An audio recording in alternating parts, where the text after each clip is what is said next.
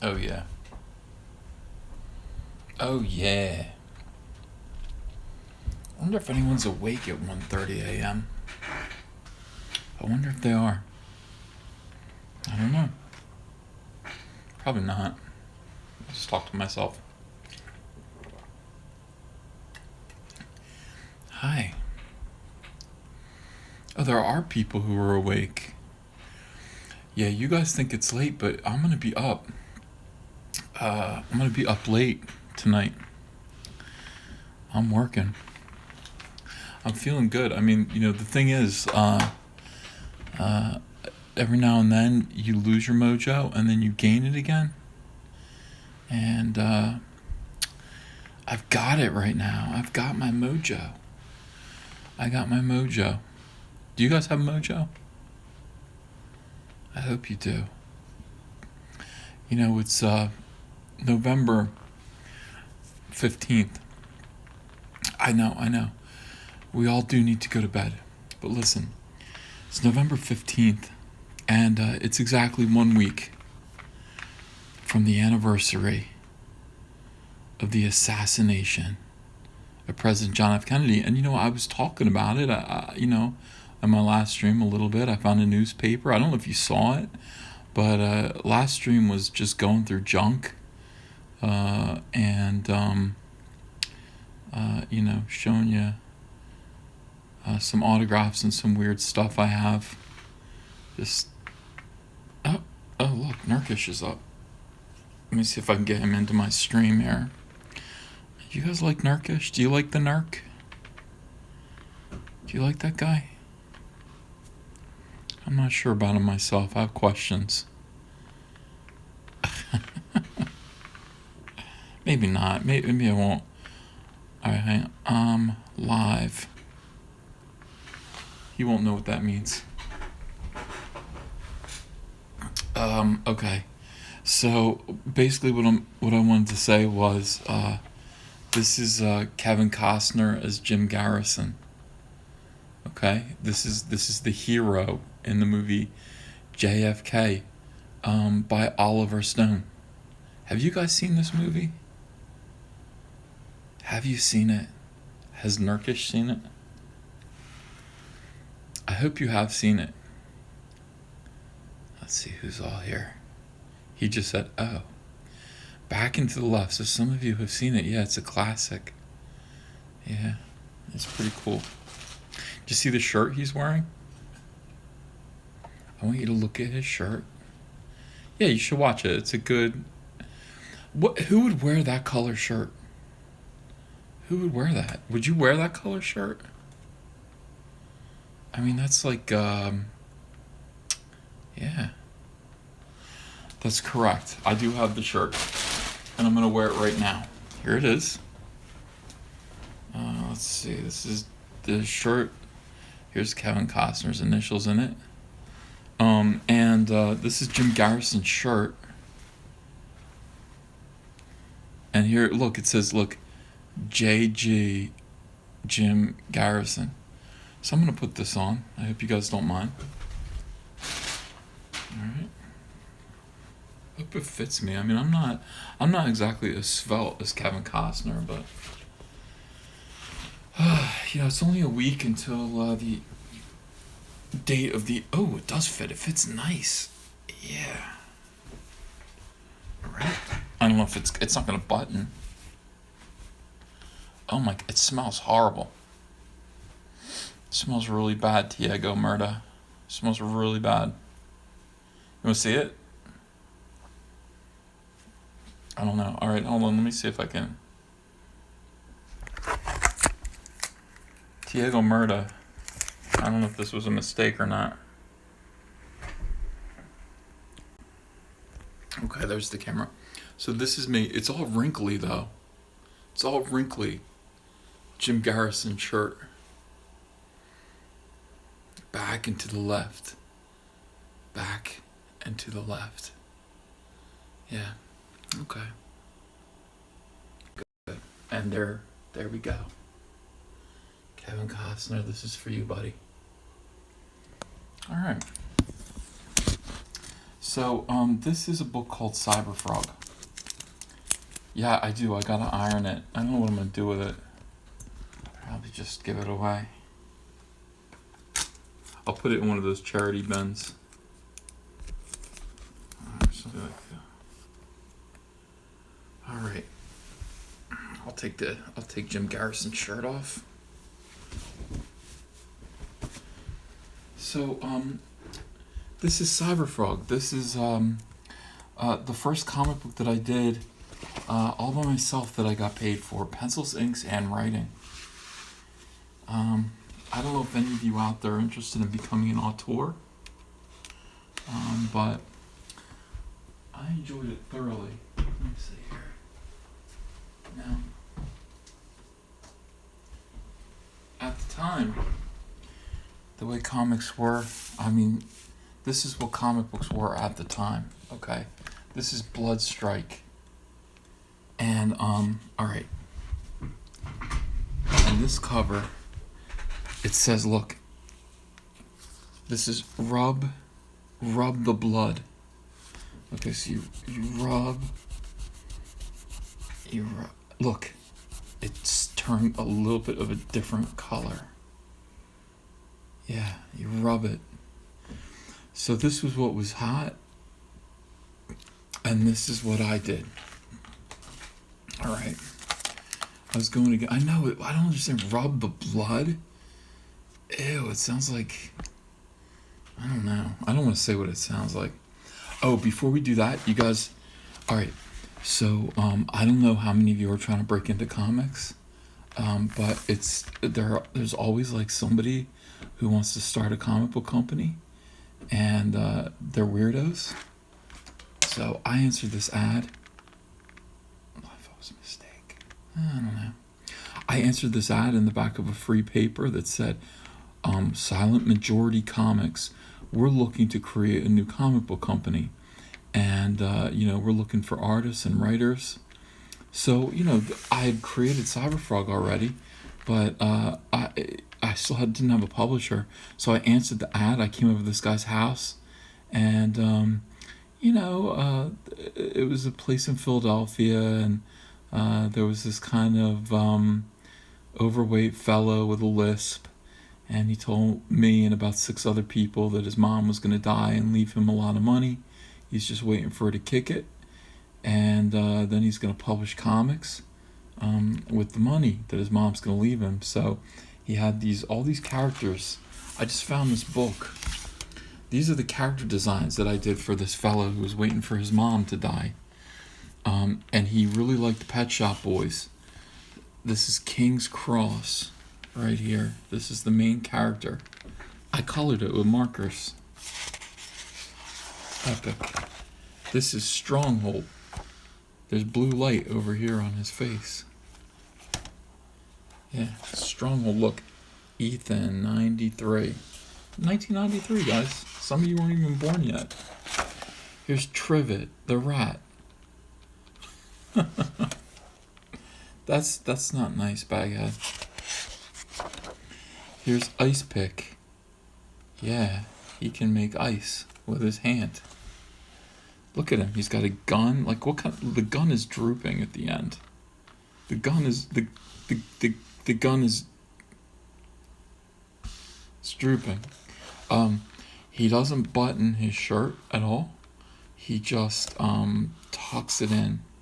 He just tucks it in. Yeah. Got boots. Boots are made for walking. Vertigo. This guy's name is Vertigo. Created by Ethan in 1993. There's his mask.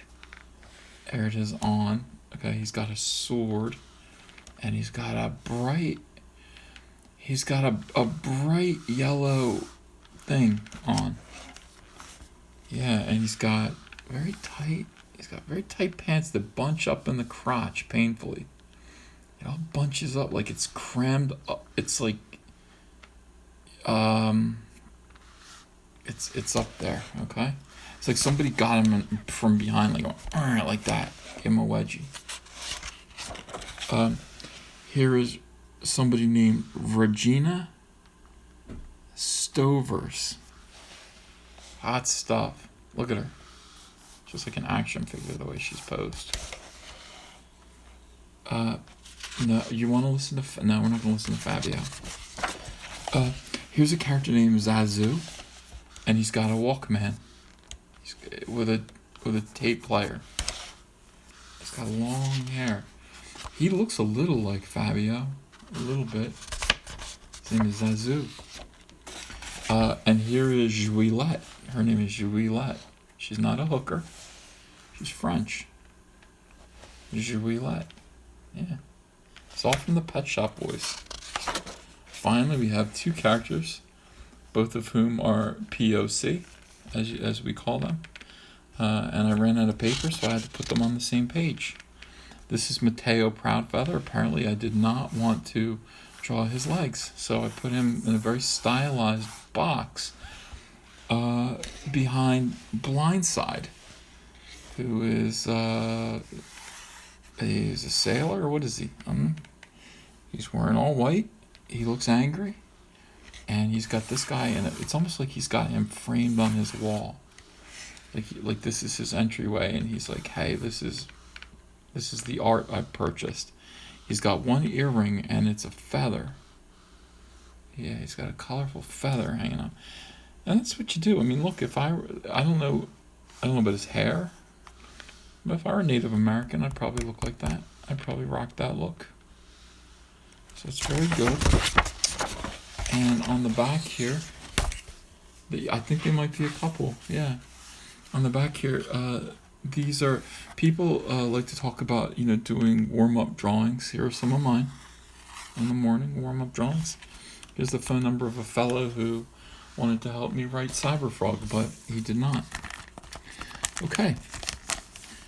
So, yeah, maybe it's time to do redesigns of all those characters in 2017.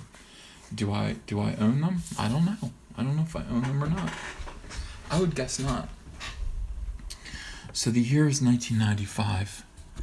I am living in New Jersey. I am working now for Harris Comics. Harris Comics was best known for publishing a comic book called Vampirella, all during the 90s. And they took this character and they kind of souped her up. They gave her a leather jacket and made her, tougher, I guess. And she was a big hit. They had Joe Quesada do the front cover for issue number 1. Everyone loved Vampirella, and it seemed like Vampirella's best days would never end.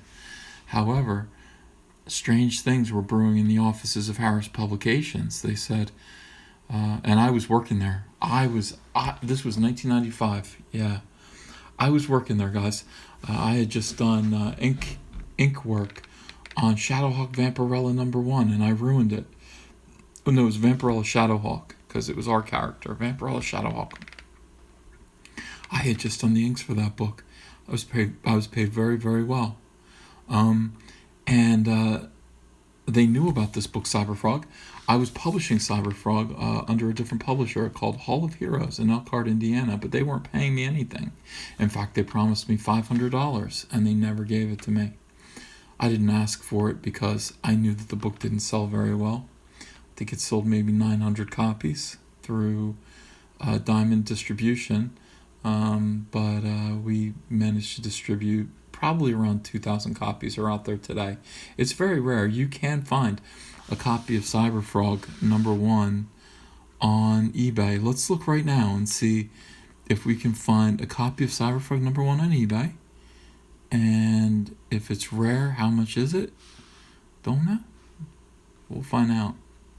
I used to have a crate of 200 of them, but I gave them all away to homeless people. I don't know why. Oh, here we go, right here. So you can get Cyberfrog 1 and 2 on eBay for $35. First, Ethan Van Sciver, rare, NM. I think that means New Mexico. I could be wrong. So, anyway, so issue 2 came out, and they said, near mint. Yeah, of course, I should have known that. Issue 2 came out, and Harris Comics met and said, these vampire women books, are these going to last forever? And they decided no, maybe not. The wave of the future might be robot frogs. I said, well, I got a character named Cyberfrog. And they said, we're looking for a character named Robocoki. I said, no, Cyberfrog. That's all I got. They said, okay. And they said, we'll publish Cyberfrog. I was paid $300 a page to pencil, ink, and write this book. And that was just my starting rate. I think on the third issue I was bumped up to $360, which was fantastic. Because really, I mean, here's the thing. When you're writing your own comic book, you can make yourself draw whatever you want. You don't have to draw hard things. That was my attitude. And that's what we saw happen. So this is a terrible book. I warn you right now. We're going to go through this together. This is embarrassing. Alright, so title of this book is Directing Traffic, which was the name of a song by Inspiral Carpets, which were one of my favorite indie alternative bands of the 90s at the time. So, Inspiral Carpets. Yeah, so much McFarlane, so true. And also, look at this attempt at Dale Keown line work here. Dale Keown's Pit. Now, here's the thing. Cyberfrog didn't need to have pecs like this. He didn't need to have them. He's a frog, and basically this skin should hang loose over his musculature. He doesn't need to have pecs. He's hanging onto his belt. I don't know what he's afraid of, but he's holding his pants up, I guess. Yeah, they do. They look like turtle shells. You're right. Story and art by Ethan Van Sciver. Letters by Robin Spihar, who did a really good job. I wonder where Robin is today. Color by Ruben Root and International House of Color. Both of these guys were great. Editor, David Bogart. Now, David Bogart is now over at Marvel Comics. He was a very short fellow. I would come and see him all the time, and he'd say, "You're such an asshole." And I'd say, "Oh, hi, David." I don't know why he ever said that to me. I was always nice to him. I don't know. There was a lot of office, monkey business going on, with the cooler kids. And David would try to join in, and it never really went well for him. All right, so let's move on past that. I'm sure he's doing much better today. We open up the way that we do. We have a woman that looks like Sheena Easton, or Sheila E., maybe, I don't know. She's one of these 80s pop stars. She's got a knife to her head. It says, "Hey, welcome to New York." I've never seen this happen in New York. I've been to New York. I've never seen this kind of thing happen. Yeah, they're making fun of her. Look at this dress she's wearing. Like she's going to be in a stage production of a Disney movie. The graffiti on the wall is interesting. It says, "Alan is my friend," right here. Alan Stewart, who this refers to, was the publisher of Hall of Heroes, who was kind of like the butt of our jokes. Me, Matt, and Trent over at Hall of Heroes. I thought it would be funny to say Alan is my friend. I would say Alan is my friend. He is my friend. But he was super aggressive about things, super optimistic. He believed he could do anything, and we thought that was funny when we were kids. He was only in his 20s, but we thought he was old. Yeah, big boobs, big round boobs. Why not? Okay, I'm hearing about Robin Spihar. He's also all over indie comics. Oh, good. Is Alan still your friend? He is. Alan is on my Facebook page. He runs the Hall of Heroes Comic Book Museum in Elkhart, Indiana. He's a super guy. Alan, the best way I could sum up Alan is that he heard in 1997 that there was an open casting call for Robin in the movie Batman Forever. And so I remember this vividly. I remember him making an audition tape with him in a Robin costume running around Elkhart, Indiana, doing flips and stuff. He had it on VHS, and he made us watch it, and it was uncomfortable. It was uncomfortable. He didn't get the part. He didn't get the part. He is a legend. He is on my Facebook page. His name is Alan Stewart. He lives in Elkhart, Indiana. He runs that Hall of Heroes museum, and he is a super collector. He owns one of Christopher Reeve's costumes as Superman, and he owns the one of the original Greatest American Hero costumes. Yeah.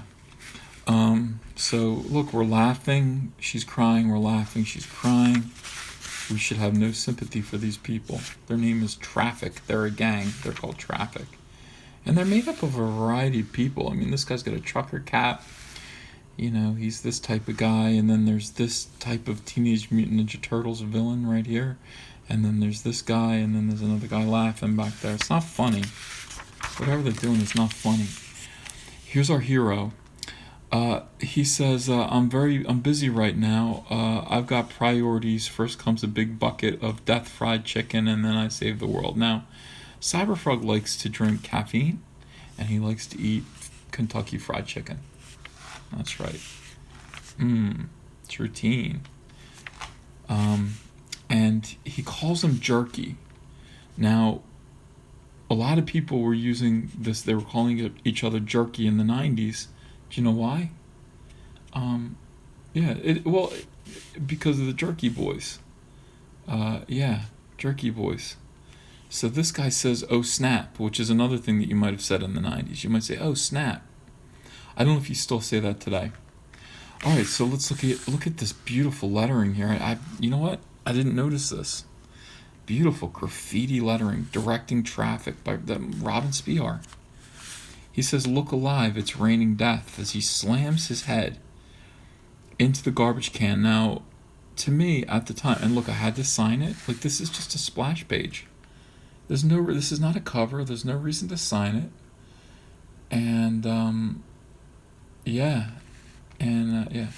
So, let's see what it says here.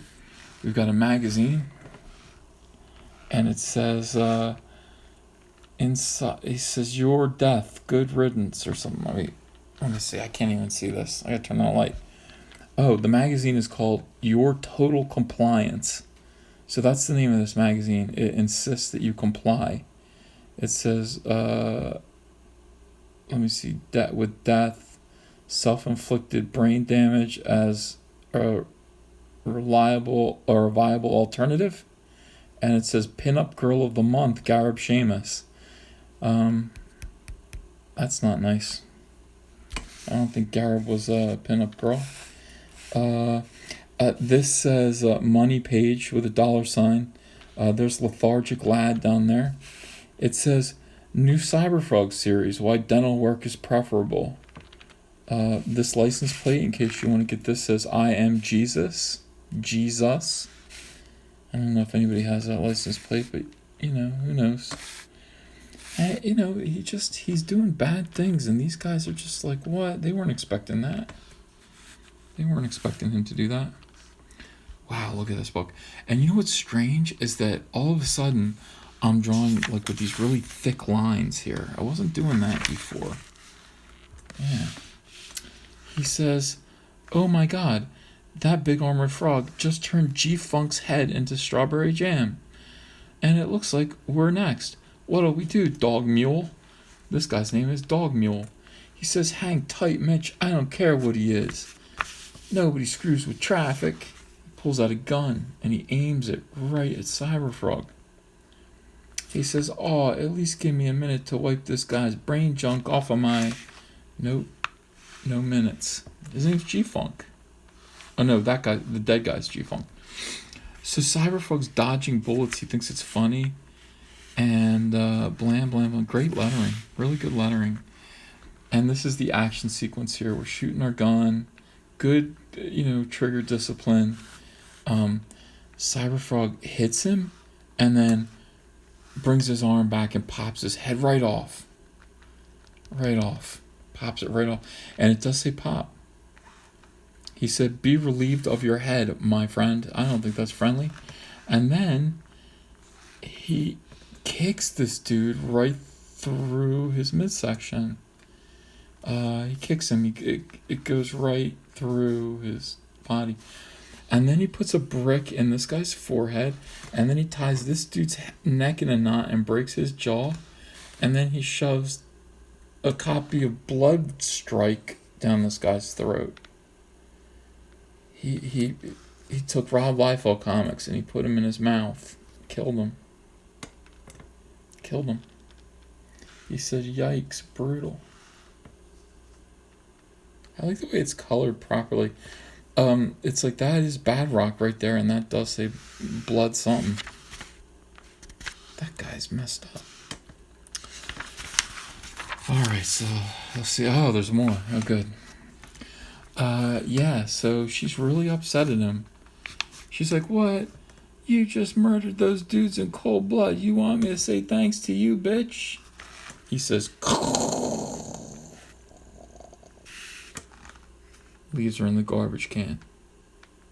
Look, he's like, "I saved you and you call me names?" Garbage can. Cyberfrog's reading the newspaper as he walks away angrily. Flying saucers seen over Hollywood. Here's an article. Exclusive, me, and there's me. It's me. Yeah. Just reading more newspaper stuff. More bodies found. What is all this? I gotta read this. Hold on. Sorry. New studies show that reading the newspaper is a blatant waste of time. Ooh, topical. This picture has a headline that says, "I suck." And things, something daily says, I can't read any of this. Who, me? This is, I don't know. Anyway, he hates it. He hates the news. He rips up the newspaper and look at this. That is, fake news. It's all fake news. But there's a building here that has meat in it. So that's good. Meanwhile, ooh, look at this layout here. Look at this layout. This is the mall. And here we have Ben Reilly, who is our bad guy. All right. Where's the Teenage Mutant Ninja Turtle rep? Let me say. The meat building? Yeah. It's all a Turtles rep. What are you talking about? I thought you meant something specific. So, so he's got an amulet. Oh, the lightning images. No, it's not. It's a Spawn ripoff. It's Batman Spawn. Yeah. I don't know about Turtles. And here we have a dude, and he's got a 9 Inch Nails shirt on. And, he said, "Hey, today I actually made it through the CD you lent me without having to chase it with Billy Joel. I'm getting to be pretty hardcore, huh?" "Yes, Mark, we all are." Giggle, "I hate my parents." He's got a 9 Inch Nail shirt that says "head up your hole." Not head like a hole. It's like head up your hole. And this guy is he doesn't like it. He doesn't like what he's seeing. It bothers him. And so he decides to take his amulet and, and then he becomes Deathfly. Look at this. He rips his own face off. Hey, how are you? He rips his own face off, and he's a monster. Oh my god. Yeah. So so here's this kid here, and he bites his head off, and he chews up his head, and then he spits it out, his skull, and the skull still has braces on it. That's effed up. The skull, it's okay. All right. That's the joke. That's the joke. These are the jokes, people. Yeah, details. And so then he kills the 2 women, and he says, "Typical blonde, no brains, great legs." That's horrible. That is horrible. It's not great stuff. This is terrible, terrible stuff. It's sexist, it's violent, it's stupid. Yeah. So Anyway, here's Cyberfrog back at home. He's watching Perfect Strangers. Balky, give me back my hat. Balky, my hat. Give me my hat. He says, give him back his hat, you fucking twit. Yeah. Oh, still, I mean, this is what it's all about. I knew I was going to do commentary for this eventually. I had to do this live. You guys have to support me through this. Oh my god. It's so bad. Here's Cyberfrog being born. That's not bad. I like him saying "dow" right here in midair. Here's him. I don't know. He's flying around. And he lands on the street. And this old lady starts saying, it's a demon from the pits of hell. And he says, I've never been to hell. It just seems like he's just, get away from me, Satan's minion. And he says, oh, shut your pollen chewing hole. And he gives her an elbow. He gives her the people's elbow. This woman's got to be 92 years old. He gives her the, I don't know. Hey, look, it's MegaCon Orlando, 1996 at the Orlando Expo Center. Come see Harris Comics and meet Amanda Connor and meet Ethan Van Sciver and meet in person Vampirella. Let's see who's here. John Beatty, Howard Shakin, Kevin Conrad, Tony Daniel, Dick Giordano, Adam Hughes, Joe Jusko. Ooh. Trancanuga. Yeah. There it is. Yeah. Many more to be announced. Please call this number. Get your ticket. But come meet me from Cyberfrog.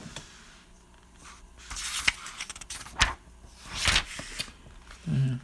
They kept drawing these, like, this is Rudy Nebras here. I think he was either Spanish or Brazilian. I can't remember. He didn't speak English very well, but they kept giving him a lot of work on Vampirella. He's very old-fashioned. He's really good, but he's just a very old-fashioned artist. Funny guy. So here come the villains. The old lady's fine. Don't worry.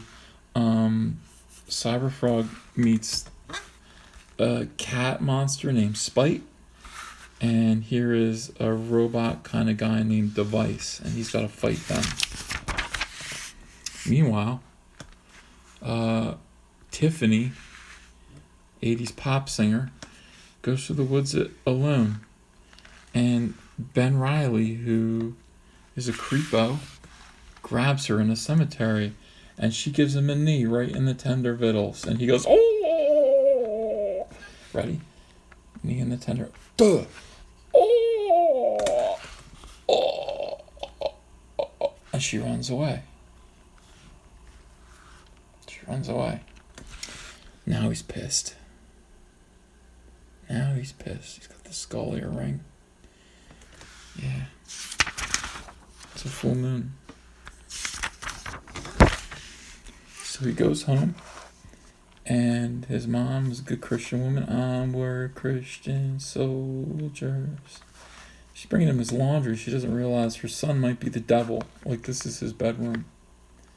And, Ben, he's got tentacles coming out. She knocks on the door. She says, Ben, I know you're in there. I got some laundry for you. Here's fresh underwear. Mother, you must pay for your crimes against the Dark Lord of the underworld. Your flesh will feed 1,000 maggots as your flames lick skin from your bones. Your eyes will be... Okay, well, I'm just going to leave it outside your door. Get some sleep, honey. You've got church in the morning. Excellent. She is gone. And all of his stuff is floating around his room like in Poltergeist. No one must intrude on me when I meditate. And he's very angry. He gets a skull. He throws it out the window. I think that's the skull of the kid with braces. And I can't take it. I must know. Is everything okay, Ben? I thought I heard a karish. Yeah. He does a karish. I thought I heard a karish. She did. Tonight, Heather. Look at him. Look at that. Going out the window. Tonight, you will know the twisted combination of love and pain that I have lived with my entire life. You will become a part of me, Heather, even if I have to ingest you to do it. Alright, so, will Cyberfrog defeat the double menace of device and spite? Will Heather evade Ben's jealous wrath? Will Ben take a frickin' shower? Find out. In 60 days. This was bi-monthly. And the new story is called Torn Together. So that's part 2. Yeah. So over here, you guys have read the comic book with me. And, yeah, there was no reason. It could have all been action. You might want to get to know me. You might want to know, who is this classy, debonair auteur who just gave us this brilliant piece of work? There he is. It's me. Comic Artist Pro Secrets. I'm Ethan Van Sciver, your host. This is a frog on my shoulder. Yeah, I have 6 earrings in my ear and a lot of hair. Yeah, and I'm drawing. That's what I do. I draw. Pepe. Yeah, where am I from? Provo, Utah, Mormon land. Why would I say that? Yeah, I'm honest. How did you come up with that little creep? Alcohol, despondence, despair, threats of my girlfriend, the pig. May she rot in hell. What the hell was wrong with me? Linda Carter versus Muhammad Ali. I don't know. Linda Carter, I guess. So, can you name all 4 members of ABBA? I think I could. Yeah, I could. Look, I don't look at me. Troubled. Severely troubled. And yeah, I did draw with a frog on my shoulder. That was a mess. Oh, look, here's a letters column. Letters from fans, la-di-da-di-da. Oh, who's this? Who's that right there? Oh, he'll never amount to anything. Writing me fan letters from Wisconsin. Yeah. Dun, dun, dun, dun. I don't know what this is. It's nice though. That's good. So here it comes, folks. Joe Quesada's cover for Vengeance of Vampirella number 25. You have to get both covers to get the entire rear end. I'm not kidding you. I don't know why they don't do that more often. I did recently did 4 covers that go together. And I never thought to make it so that you'd have to get a bunch of covers put together in order to get this. Yeah, it's very smart. Very smart. Oh, so here's the cover for the next issue. This was drawn by Dan Fraga. I mention him only because he was the fellow whose book we were looking at just a few minutes ago together. Dan Fraga. Rub the Blood. This was the 90s, guys. This was the 90s. So here's Dan Fraga, inked by this guy who's going to go nowhere. Here's Dan Fraga, inked by me, who's going to go nowhere too. Dan knew that I was jealous of Trent Kanuga's success on the book Creed. So he started putting weird stuff in here, and you can't see it because this is in the way.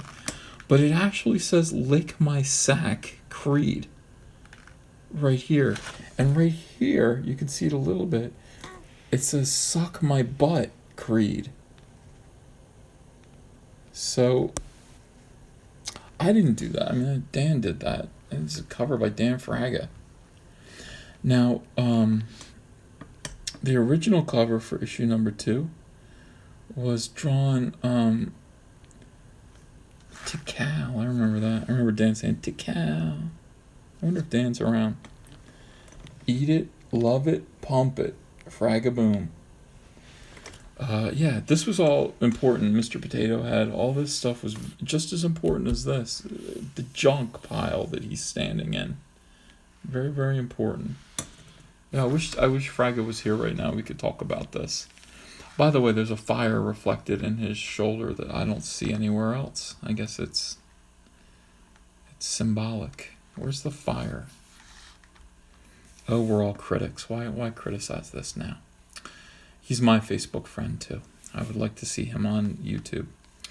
Um, originally this cover for issue number 2 was drawn by a guy named Pedi, Pedi, who was another artist at Extreme Studios. And how did I find Pedi? Oh, I found Pedi because Pedi was drawing Supreme for Rob Liefeld. And Pedi was a very strange guy who, probably the only guy I've ever seen in comics who drew spandex on men so tight that you could see the outline of their stuff clearly. Like, you could see the folds, you could see you could see the tightness of the spandex pressing against his manhood. Yeah, you could see stuff. You could see Acorn, even, if you know what I mean by that. You could see full delineated. Yeah. So his name was Pedi, and Rob Liefeld yelled at him. He said, "Hey, here at Extreme Studios, I like to think we're like McDonald's. People come here for the cheeseburger. We give them a cheeseburger. You're giving them a hot dog. You got to knock it off." So anyway, and Pedi also believed that he could stop time. He was taking mushrooms. And what's the other thing? Oh, so anyway, there were widespread rumors that Rob would just kind of smack you as you walk by if you're working. I don't know. He was angry. He take out a little aggression. Pedi started wearing a motorcycle helmet with the visor down at his desk when he was working because he didn't want to get hit by Rob Liefeld. So this was the guy that I wanted to draw the cover to issue number 2, and he did do it, and it was a disaster. So this cover, it was really, really strange. So this cover was a quick rescue job by Dan Fraga, and I will never forget that he helped me do this. And thank you, Dan. I hope you guys enjoyed. Did you enjoy this? I want to say it's a roast. Like, I roasted my own book, but I didn't. I was gentle. I was very gentle. Did you enjoy this commentary of Cyberfrog number 1? Now, they were really hoping this was going to be a hit, and predating Marvel Comics by a full, 2 decades, they triple shipped this book. So if you were a shop that mercifully ordered 3 copies of this, we sent you 9. Spine shattering. They stole that from Jim Valentino. They stole it. Yeah. I was like, why? He doesn't shatter spines. Well, so they triple shipped the book. I don't understand how. Oh, good. Dr. Fantastic enjoyed the people's elbow to the old lady's face. Yeah, I was hoping he'd like that. Yeah. I think for some reason they let me do 4 issues of this, and then they let me do 2 more, and then they let me do 1 more. Now, all during this, I was being paid a ridiculous amount of money. A guy from Surge Enterprises named Mark contacted Harris Comics, and he bought. Well, he wanted to represent Cyberfrog, and he did. He sold the toy deal. He made a cartoon deal with Dan DiDio's animation company, and he got us a television deal on Fox Kids. It never happened, but they did make a few toys, which I believe I've shown you before. And then they pulled the rug out from under it. It was like, oh, look at this. Guys, looks like we're going to have another guest. We're going to have another guest. How would you like to do a creator chat with Walking Dead co-creator Tony Moore? That'll be fun. We could do a commentary of Walking Dead #1. Yeah, I think that'll be really good. He just got back to me and said I think we could do that. So that'll be good. I would like to talk to him about Walking Dead #1. We'll do that live. Tony Moore will come right after Jason Fabok. Jason Fabok is he is going to be next week. Oh, so let's answer some questions. So you all have questions about Cyberfrog? Please hit me with them. Let's see here. Why didn't they make the cartoon? Okay, so the way it works is that in order to get toys and a toys made, you have to have a cartoon. In order to have a cartoon, you have to have a toy line. Okay, so these things all work hand in hand. And it's really impossible, very hard, to convince an animation studio to sign on to a toy deal without a TV network that's willing to air the cartoon. It's really difficult to do. You have to get all three of those guys to kind of like meet in the center all at once, like boom, and then you got the toy deal. I mean, you've got it all done. So, anyway, Mark from Surge got it done. He got it done. And I was taking meetings, and he said to me, I remember this vividly. I remember being in Vancouver, Canada, in the studio where Dan Didio worked, looking at some animation samples for Cyberfrog. And he said to me, Ethan, he said this over pizza. He's like, what do you want to do? I said, I want you to make me $1 million. He said, Ethan, if I make you $1 million at this point, with everything going the way it has, I will have failed you. Well, he didn't make me $1 million, so I don't know what that is. Is that something worse than failure? Is that catastrophe? $1 million. So anyway, what happened was the toy company, which was Playmates Toys, so the guys who did the Turtles toys, they were invaded by the Japanese contingent of Playmates Toys, fired everybody, canceled all the projects, didn't like what was going on. So the guy from Playmates called me up on the phone and said, hey, we're not going to do it. And I said, oh no, and I went back to sleep. All right. So it's a sad thing. Once the toy deal fell apart, obviously the animation deal fell apart as well, and that was it. And Harris Comics was like, maybe you better hit the road. That's how I ended up at DC. Yeah. You should relaunch Cyberfrog with Vertigo, says Tiago Murda. That's a great idea. You know, Vertigo is known for its adult titles, sophisticated, thoughtful, intellectual, art books. And I think that's the perfect home for Cyberfrog. I think that's where Cyberfrog belongs. Yeah. Real life is worse than failure, said Brutal Hawkman. Wow, that's so true. So true. Yeah, old people have children and grandchildren. Well, I have children. Please interview Adam Warren. Okay.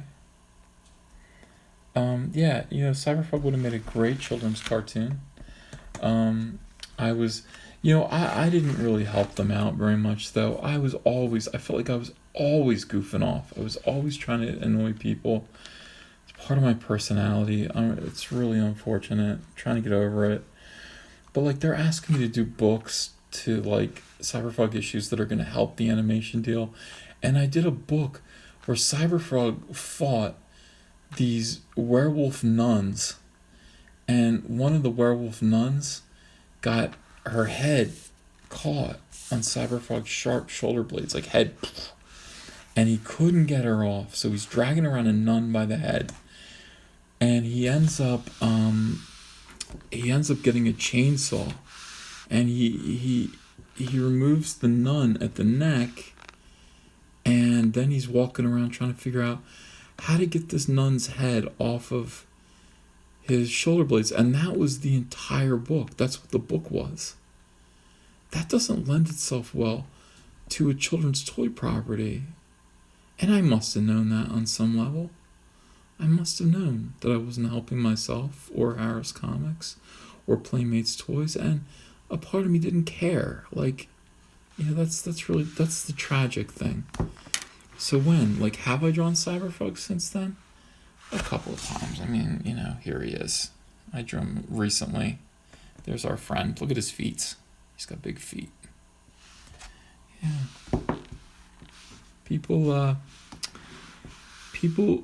I think Cyberfrog gained a cult audience of weirdos that he retains. I mean, I still get people who bring me Cyberfrog books to sign. That's fine. It's fine. It's not that unusual. We did triple ship this first issue, so there are plenty of them out there. You can find one for 10 cents, I'm sure, if not for free.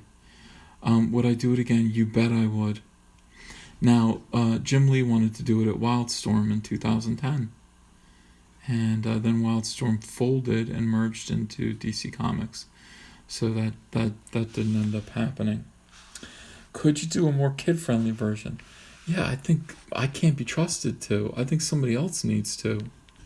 You can't let me do it. I do stupid things. Like, I did a 50-panel grid of Heather, his female friend, trying everything to get the nun's head off. Like, on one page, 50 panels. Like, trying everything she could do to get the head off his shoulders. That's in a really, really rare comic. And I have never seen anyone actually have one. It's called Amphibionics #1, and I think there must be maybe 100 in existence. I've never seen anyone bring me one. And but it's the best Cyberfrog story I've ever told, with the nun on his shoulder. Someday one of you will find one, and I'll be stunned. I'll be absolutely stunned. Now, Cyberfrog's original name was Fascist Frog. I'm extremely grateful that I changed it to Cyberfrog. True fact. I used to watch all these kind of punk rock shows, like the Young Ones, where he'd be like, "You fascist, you bloody fascist," and I thought fascist was a funny word. And when I was a kid, so I called him Fascist Frog. And changed it to Cyberfrog for the sake of commercialism, but changed absolutely nothing else. And that's the tragedy of all this. Yeah. Punk rock. Would Cyberfrog go out to punch Nazis? Cyberfrog would go out and punch people who falsely accused other people of being Nazis. And that's the deal that I think we as society can make. Like, yeah, you can punch Nazis, but also be prepared to be punched if you say other people are Nazis, but who aren't. Do you think that's okay? Can we all come to that conclusion together? Yeah. That's who Cyberfrog is, and I think he's a character of great integrity. What do you guys think? Yeah. Who wins in a fight, Cyberfrog or Cyborg? I don't know. What are they fighting for? Are they fighting for justice, or are they fighting for fried chicken? That's the question. If they're fighting for a bucket of fried chicken, Cyberfrog's gonna win. That's all he cares about. If they're fighting for justice, Cyberfrog's gonna go to sleep. And Cyborg will win. That is the question. I mean, he's a hero, but I think he's been hurt so many times. He's been hurt. Yeah. Oh, I just caught the accidental racism, you bastards. No, as we've seen, Cyberfrog likes fried chicken, and so do I. It's delicious.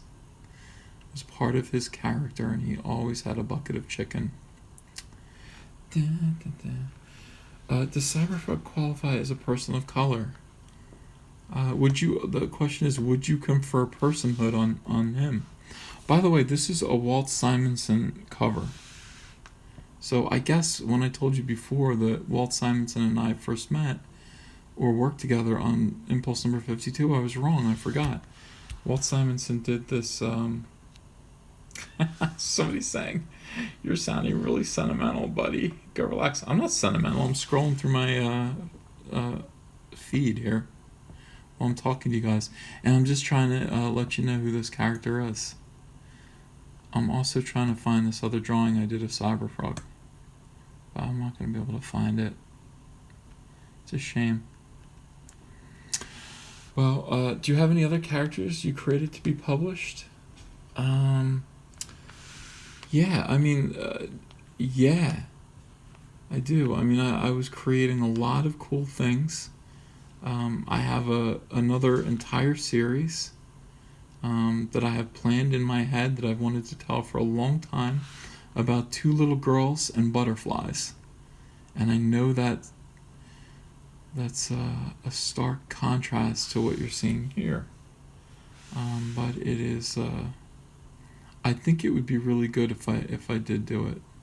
If I did do it. Two little girls, butterflies, and wasps. Would you guys like to read that? What mellowed you out, Uncle Ethan? You were a wild boy. Yeah, I was. What mellowed me out? Well, I've got a little baby at home. A little tiny baby. And I'm 43 years old.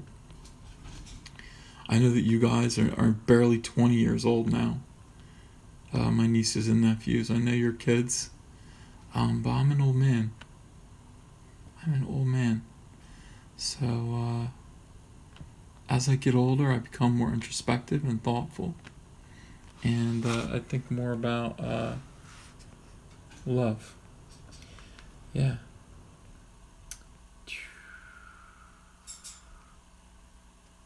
What else is going? Butterflies, symbol of rebirth and change. Yeah. But that's not what they symbolize here. Oh, you guys are all thinking about becoming 30 pretty soon. 30 was scary. When I turned 30, I was like, oh my God, I'm an actual adult now. 20s, your 20s are a disaster. You have no money. You have nothing but like worries. And even though you're young and you're healthy and you should be doing fun stuff, you can't because you're chasing your career. Oh, it's so bad. 30 gets a little bit better. 40 is, by the time you're 50, I mean, it's like, I don't know. Things do get so much better in a lot of ways. Suddenly you're like, why wasn't I making this kind of money when I was 20 and I could enjoy it? Yeah, my 20s were a wash too, dude. Forget it. Dr. Fantastic has some ideas. He says server salamander. No, he had a brother named Salamandroid. And that book came out later. Salamandroid was a follow-up to Cyberfrog. And he also had a young female companion. There was something in the 90s about monsters hanging out with children. And that's, Cyberfrog had a teenage girl that he hung out with, 16-year-old girl named Heather, that he protected from her abusive father. And Salamandroid had a little orphan girl whose name was, I cannot remember. Yeah. How did Cyberfrog get his mechanical augmentations? It's another good question. Alright, so Cyberfrog was, think about like the Superman origin. There was a planet of aliens. And the thing about this alien race is their children do not take shape until they're born and encounter the first two beings that they meet. It should be their parents. So this goo, and then you see mom and dad, and then it goes and combines the two and becomes a version of that. That's why you have to have like the hospital room has to be cleared out of animals, or else you get a freak. Well, they knew this, and they sent Cyberfrog's kind of protoplasm to Earth. This character Trick Ron, and in a robotic living spaceship. And so Cyberfrog was supposed to crash land, encounter a human being, and combine with the spacecraft and become this ultra intelligent robot human that would have saved the world. But instead he landed in a swamp and combined a frog in his spacecraft. So he's programmed to be Earth's savior, but he looks like this. He screwed up. Yeah, that's how Cyberfrog came to be. Yeah, there probably is. Everything was cybernetic in the 90s. It really was. Cyberfrog cartoon. Remember the head in Max? Oh, yeah. Okay, bye, Donna.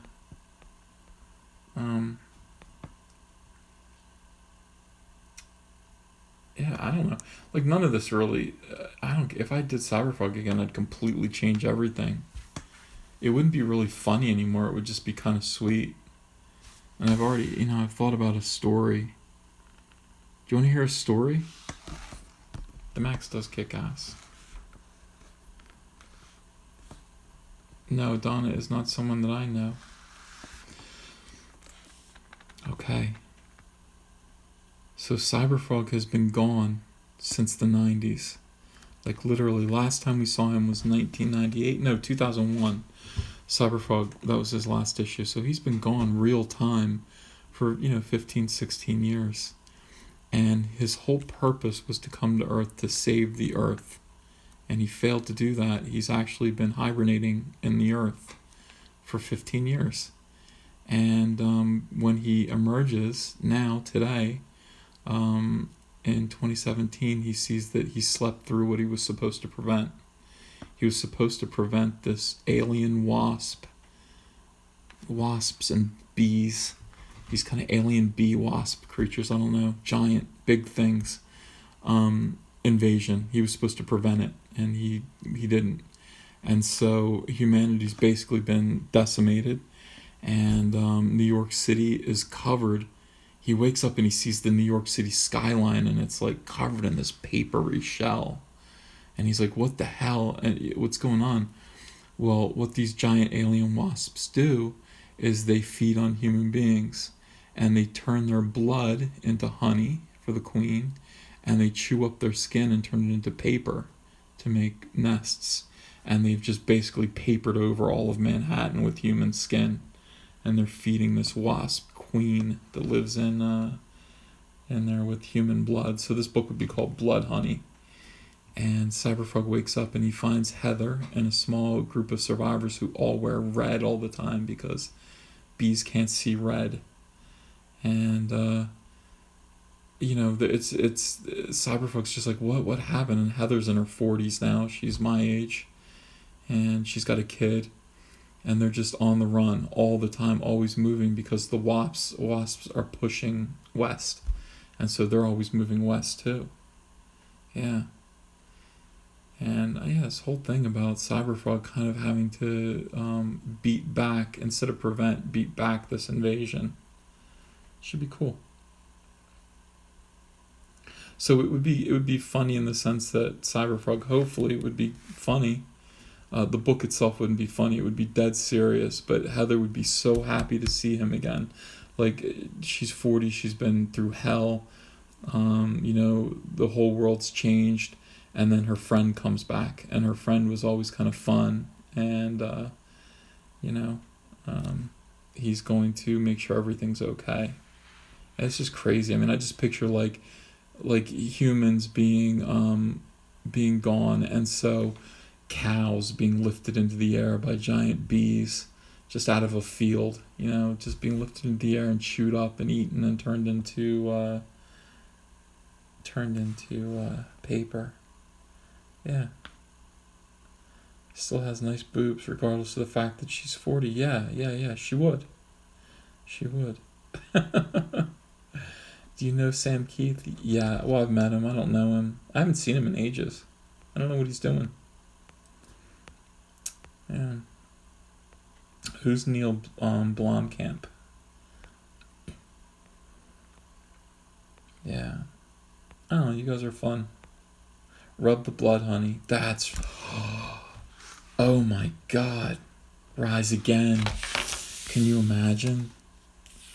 Rub the blood, honey. Only this would be like yellow, and then you rub it and it turns red. That'd be so great. Alright, well, listen. Director of District 9. I don't know. Does it sound like another movie? It does? Or no? What's District 9?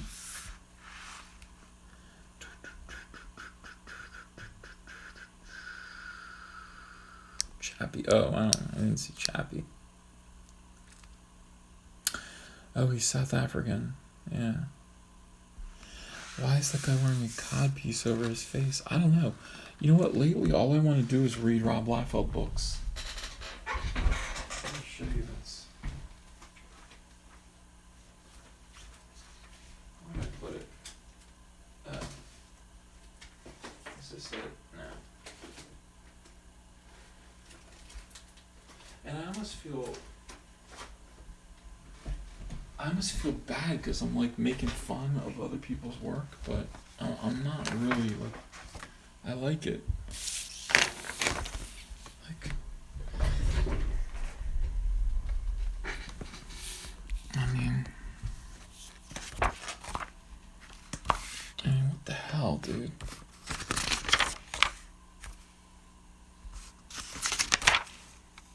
What the hell?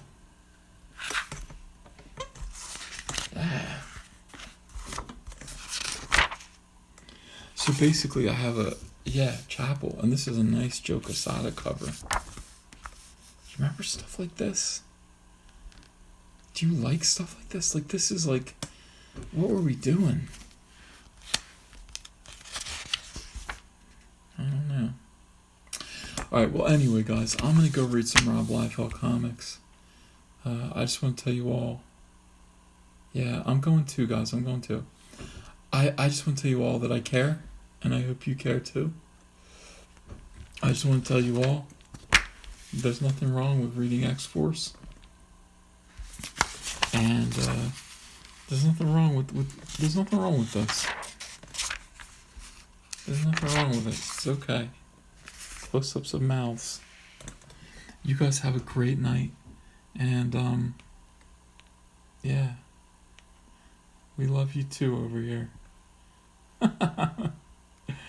Alright guys, bye.